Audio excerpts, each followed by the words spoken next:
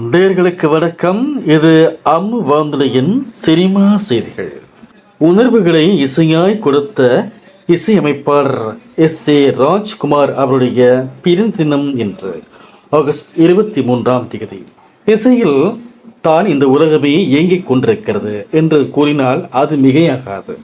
எப்படிப்பட்ட கொடூரமான மனநிலை இருந்தாலும் இசையால் சாந்தப்படுத்த முடியும். மனிதர்களின் உணர்ச்சிகளை தன்மை பயன்படுத்தக்கூடிய காந்த சக்தி இசைக்கு மட்டுமே உண்டு. தமிழர்கள் தமிழ் சினிமாவை தன் உணர்வோடு கடந்து பயணம் செய்து கொண்டிருக்கின்றனர்.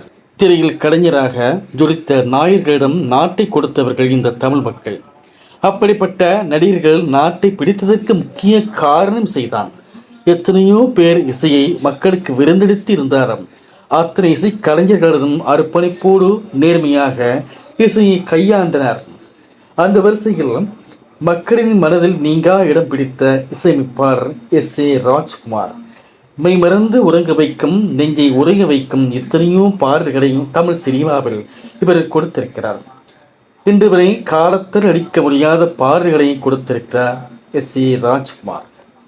இவரது இசையில் வெளிவந்த எத்தனையோ படங்கள் மிக பெரிய வெற்றி பெற்றிருக்கின்றன.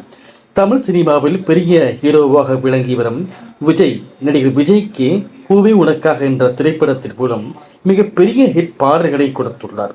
இந்த திரைப்பட நடிகர் விஜய்க்கு மிக பெரிய திருப்பு முனையாக அமைந்தது. இன்று தினத்தில் பிறந்தநாள் கொண்டாடும் இசையமைப்பாளர் எஸ். ராஜ்குமார் அவர்களுக்கு வானொலி சார்பில் நேர்கள் சார்பிலும் இனிய பிறந்தநாள் வாழ்த்துக்களை தெரிவித்துக் கொள்கிறோம்.